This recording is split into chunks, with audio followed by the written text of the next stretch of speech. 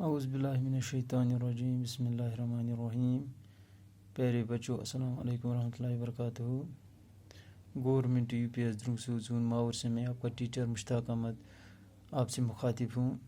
بچوں، ہم آج کلاس 8 کی جو ہسٹری بک ہے اس میں ایک ٹاپک پڑھنے جا رہے ہیں جس کا نام ہے when people rebel 1857 and after, یعنی 1857 کی جو بغاوت ہے اسی کا پس منظر ہمیں پڑھنا ہے۔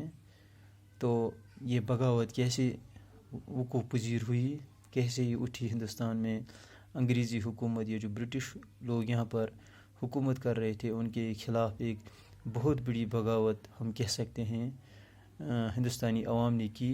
تو اس کا نام دے دیا گیا ریولٹ آف 1857 یا when people rebel 1857 and after.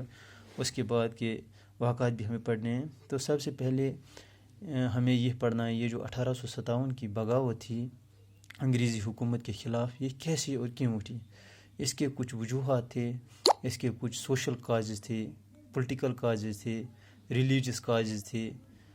تو امیجیٹ کاز بھی اس کا ایک واقعہ بنا جس کی وجہ سے یہ بغاوت پھوٹ پڑی۔ تو ہم سٹارٹ کریں گے policies and the people. Policies and the people. The policies of the East India Company affected different people like kings, queens, peasants, landlords, tribals and soldiers in different ways. یعنی انگریزی حکومت نے جو پالیسیز یہاں پر بنائی، جب انہوں نے یہاں پر اپنے قدم جمائے تجارت کے غرض سے یہاں آئے تھے، تو بعد میں جب انہوں نے بیٹل آف پلاسی اور بیٹل آف بکسر جیت لی، بنگال کے جو نوابس تھے، بنگال کے جو حکمران تھے، نواب جن کو بولتے ہیں، ان کے خلاف جو 2 جنگیں لڑی گئی، battle of Buxar and battle of Plassey, جب انہوں نے انگریز نے نوابوں کو شکست دے دی تو ان کا جو یہاں پر رول تھا وہ مستحکم ہونے لگا۔ اس کے بعد انہوں نے اپنی پالیسیز بنانی شروع کی، اپنے قوانین اجرا کرنے شروع کیے۔ تو ایسے قوانین انہوں نے بنائے، ہندوستان ایسٹ انڈیا کمپنی یعنی برٹش لوگوں نے ایسے قوانین بنائے کہ ہر ایک طبقہ، سوسائٹی کا ہر ایک طبقہ اس سے متاثر ہو گیا، چاہے وہ بادشاہ تھے، یہاں کے لوکل رولرز تھے، کوئینز تھی، پیزنٹس کسان لوگ تھے، لینڈ لارڈز بڑے بڑے زمیندار تھے، یا ٹرائبلز جو قبائل تھے جو فارسٹ میں جنگلوں میں رہتے ہیں، جن کا روزگار جنگلوں پر منحصر ہوتا ہے، ان کا، یہاں جو سولجرز تھے، یا جو بھارت کے ہندوستان کے جو سولجرز تھے، انگریزی جو برٹش گورنمنٹ تھے اس میں وہ امپلائیز ایز اے امپلائی تھے کے فرائض انجام دے رہے تھے۔ تو ہر ایک طبقہ، سوسائٹی کا ہر ایک طبقہ ان قوانین سے متاثر ہو گیا۔ تو ان میں ایک غصہ تھا انگریزی حکومت کے خلاف، تو اسی غصے نے آگے بڑھ کر یہ بغاوت کا رخ اختیار کیا۔ Nawabs lose their power. Since the mid-18th century, Nawabs and Rajas had seen their power erode. They lost their authority and honor. یعنی بنگال کے جو نواب تھے وہ وہاں کے حکمران تھے، لیکن انگریزوں نے پہلی انہی کی حکومت پر دعویٰ بول دیا اور ان کو حکومت سے بے دخل کر دیا۔ 2 جنگیں لڑی گئی، battle of Buxar, battle of Plassey, ان میں نوابوں کو شکست ہو گئی اور انگریز حکومت فتح یاب ہو گئی۔ تو اس سے ان کی جو حکومت تھی وہ چھین لی گئی نوابس کی، تو ان کی جو اتھارٹی تھی یا ان کا جو عزت تھا وہ خاک میں ملا دیا انگریزوں نے۔ تو دوسری بات، 1801 a subsidiary alliance was imposed on Awadh. The company began to plan to bring an end to the Mughal dynasty.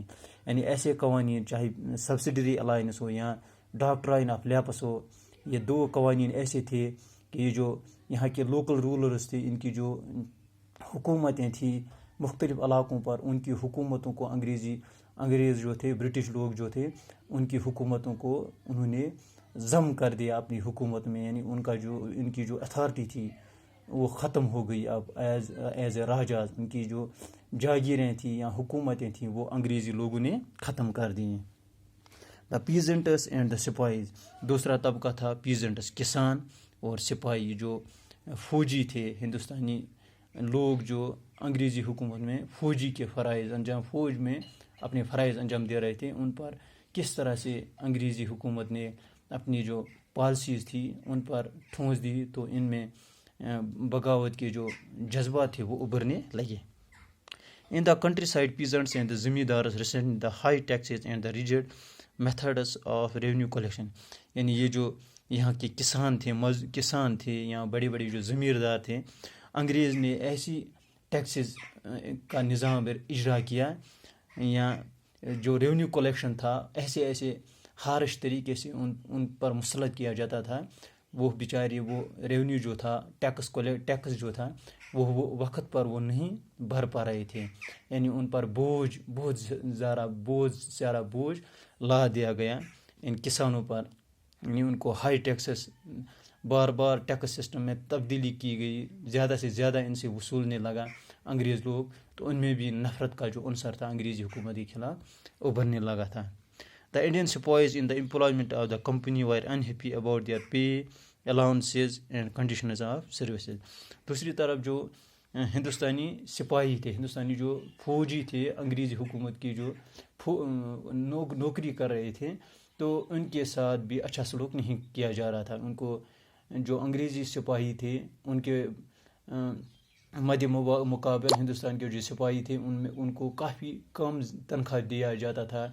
انہیں بہت سارے مراد جو ہوتے تھے، جو ملتے تھے ایک امپلائی کو، ان کو مراد نہیں دیے جا رہے تھے.